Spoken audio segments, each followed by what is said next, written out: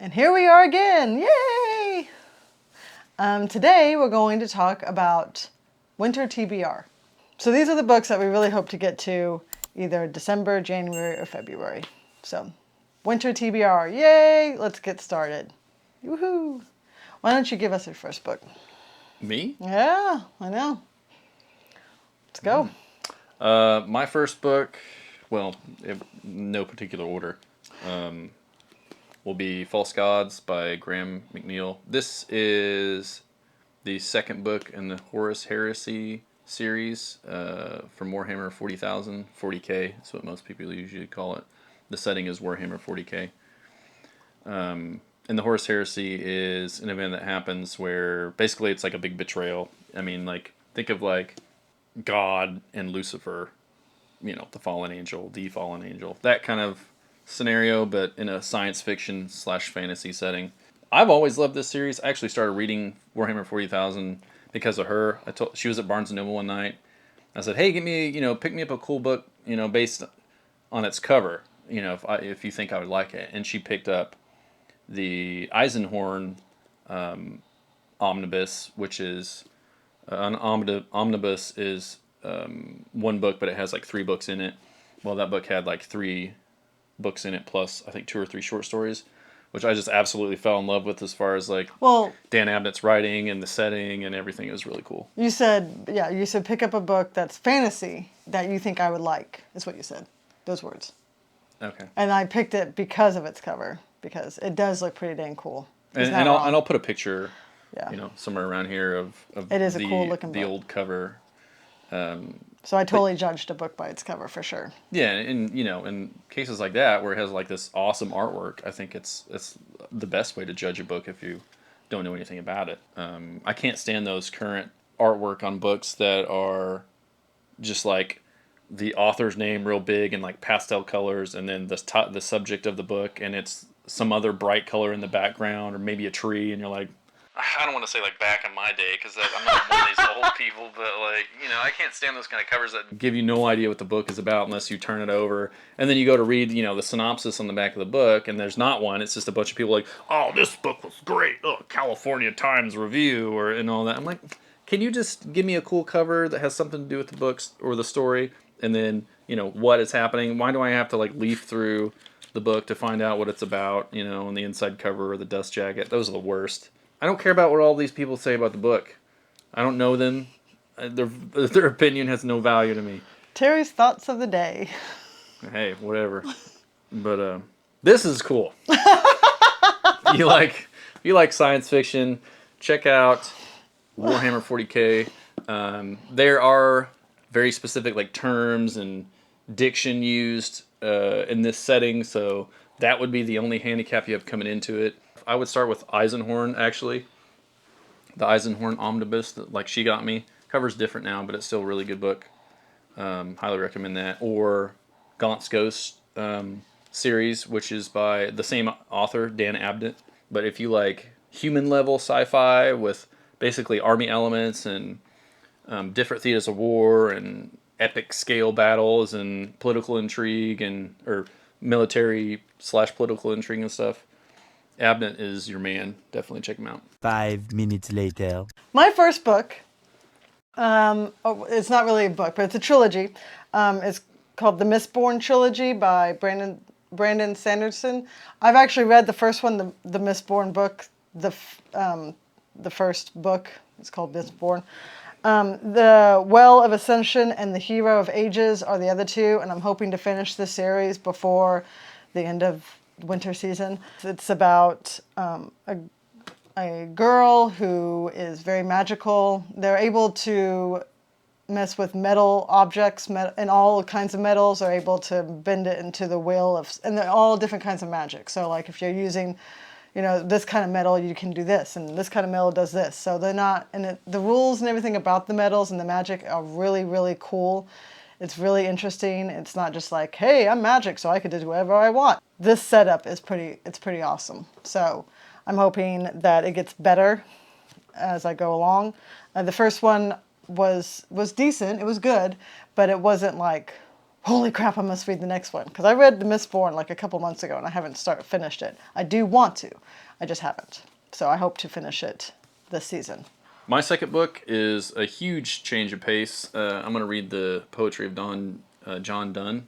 He wasn't well known as a poet in his time. I guess only his patrons and friends knew that he wrote poetry because he did other things like he was an orator, a politician, a theologian, essayist. He was one of the leading metaphysical poets of the English Renaissance. So I look forward to this change of pace. I've always enjoyed poetry, but I have not read it. Dedicated myself to actually reading a whole book of poetry in years, so I look forward to get back into that. My next book is called Stalking Jack the Ripper. And again, this is a series. I want to start the series. I don't know how far I want to get into it because I haven't even started the first book. This is the first book. It is about a woman who kind of like gets thrust into being a detective, pretty much, is my understanding. It's pretty much all I know. It's all I need to know. And I'm pretty excited because I like the idea of a main female protagonist who is solving murders. That sounds pretty cool to me. And plus, it's history. So I like historical fiction. So it sounds like all wrapped up in one: thriller, detective, all that, all in one book. And we'll see how far I get through the series, depending on how the books go. Well, I hope you like it, because didn't you buy the other books? Yeah. Whoopsie. I like making sure my books kind of match. It drives me nuts when they don't. And a lot of times book series, like they come out with a whole nother version look to it. And if you didn't grab those other ones, then you're kind of screwed and they don't look the same. And it's just really, and they're not the same size. It's just really annoying. So when I'm like, oh, I really think I'm going to really like the series, I buy the whole series. I'm one of those people. Yep. That's a little bit of putting the cart before the horse, I think. Yeah, well. My next book is by Max Brooks, Devolution. I actually haven't read World War Z.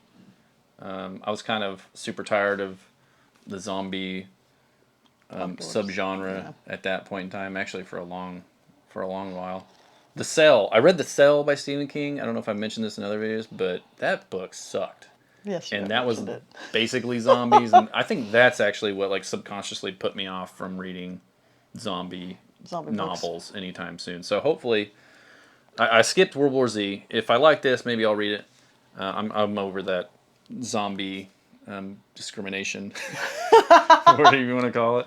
Ban. But this, it's basically about Bigfoot and like surviving an encounter with Bigfoot. I didn't read too much in it because I wanted to like read it for myself and see if I like it. But to me, that Bigfoot has always been like a fascinating subject because there's a lot of mystery around. Like, okay, is there proof? There's been people have faked proof, like crop circles and all that stuff. So, and this is a horror book, so I'm very interested to see like a horror version of Bigfoot and see how that pans out. That does sound interesting. Yeah. I've never came across another book that had anything to do with Bigfoot being horror, or Bigfoot in general, actually, as far as like fiction goes, notable fiction anyway. And so I definitely look forward to reading this. Okay, so my next two, the series of Moral Instruments. So I've read the first two books, and then City of Glass is the next one I plan on getting to. So I've read City of Bones and City of Ashes. City of Bones was just okay. City of Ashes has brought me in a lot more. And so I'm hoping that it just continues bringing me in because it's getting better as she's going along, I feel like, the author. And then the next one that I want to continue is the Throne of Glass series. So here is the second book called Crown of Midnight by Sarah J. Maas.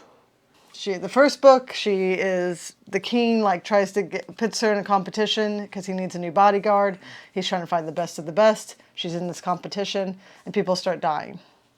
So this is a continuation, obviously, it's a series. And there's multiple of this book too, of this series. So I hope to continue along. I'm hoping that these are good series because they are very well loved. All right, so my next pick is The Sirens of Titan by Kurt Vonnegut. He's one of my favorite authors. I don't read enough of him often enough, but I would like to get back in the habit of it because I've read Slaughterhouse-5, of course. Phenomenal book. God Bless You, Mr. Rosewater. Very funny. It's one of those books that made me laugh out loud. Oh. which is, doesn't really happen often. Cat's Cradle. It's has very dark humor, and I think it's about the substance called Ice Nine and stuff. That was a great book too. So it's been too long. I wanted to read some more by him. I'll just read the synopsis really quick, at least like the first couple of sentences, because it just sounds like an insane book. But this one is probably his most recommended I see outside of Slaughterhouse-Five. Sirens of Titan is an outrageous romp through space, time, and morality. The richest, most depraved man on Earth, Malachi Constant, is offered a chance to take a space journey to distant worlds with a beautiful woman at his side. Of course, there's a catch to the invitation, and a prophetic vision about the purpose of human life that only Vonnegut has the courage to tell. So I like reading his stuff because he has a unique way of portraying the human condition.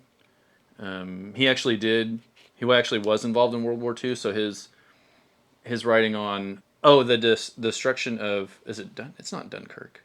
Crap! What is the name of that city? Dresden. The burning of Dresden. He actually experienced that, which was horrific. It was a German town, I think, that was burned to the ground by the Allies overnight, which is not uncommon in World War II. But I look forward to reading this. He's an awesome author, and if you like dark humor or commentary on like the human condition or anything like that, I definitely suggest Kurt Vonnegut. Okay, my next book is My Calamity Jane. This is, I'm going to call it a series because there's two others, Janey. It's called Lady Jane Books. There are two others, My Lady Jane and My Plain Jane. And it's 3 authors are involved. And so there's the cover of this one.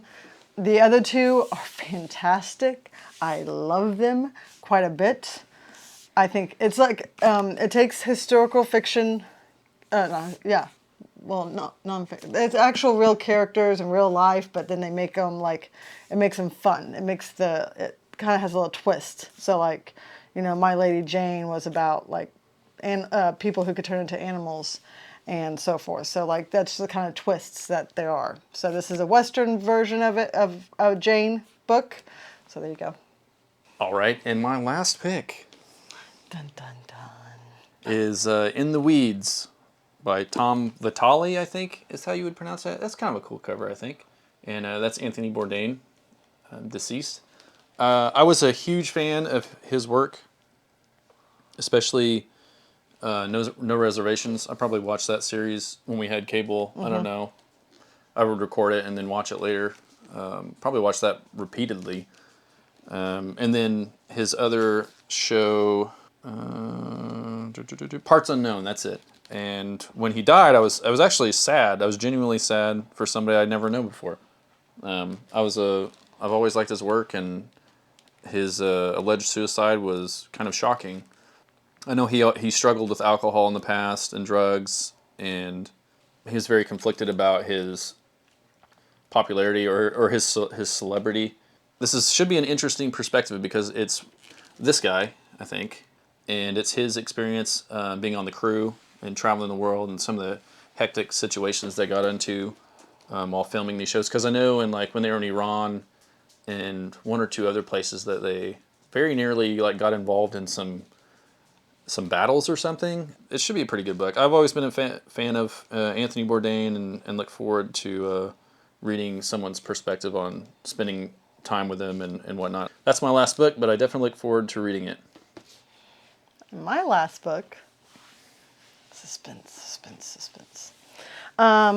Final Girls by Riley Sager. And what's with the white lines on here? Is that supposed to be like a drug or something? Well, look, there's a big red slash on the back of it. They sound like naughty girls. Well, the Final Girls, not naughty. Call girls? Anyway, Riley Sager is someone that I have read, is a thriller writer, and I have read her multiple times. She's fantastic. I love her. I like her as a thriller writer. I just finished a book of hers, maybe a couple of weeks ago, called Home Before Dark. I really enjoyed that a lot. So this one apparently is about a character named Quincy who goes on vacation with 5 other friends, and she's the only one to come back. She's considered the only survivor. I don't want to read any more past that because I don't want to know what they survived from even, or what she survived from. So that's why it's called Final Girl. Because in horror movies, there's a girl. There's always a girl at the very end who survives the whole situation. Scream, Halloween. Yeah. They're called Final Girls. It would be kind of neat to read a book like that. That's like the novel version of a slasher film. You know, that's kind of what that sounds like. Stephen Graham Jones My Heart is a Chainsaw, the one that I just finished recently that Yeah, I I mean, can't you stand. pretty much said you didn't like it. No, That but that's doesn't make me wanna exactly read what it is.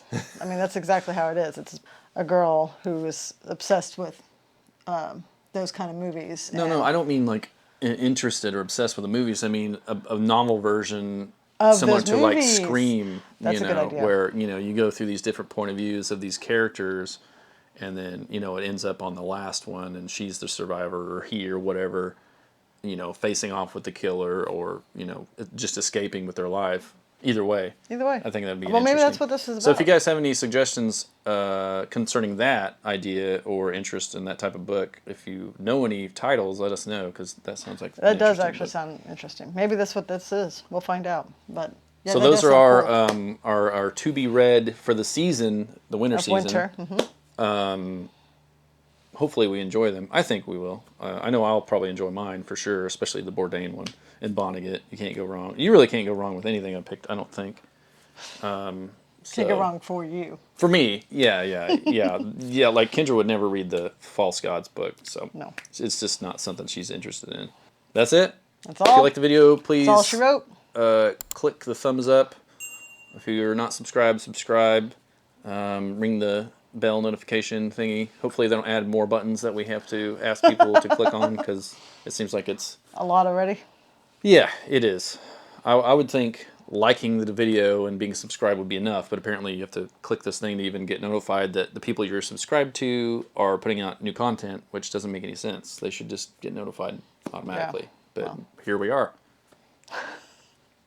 It's just another way to get a button pushed. More work for the viewers. So We're sorry about that. yeah, it's a bummer. Do it though. But we'll see you in the next video. Bye.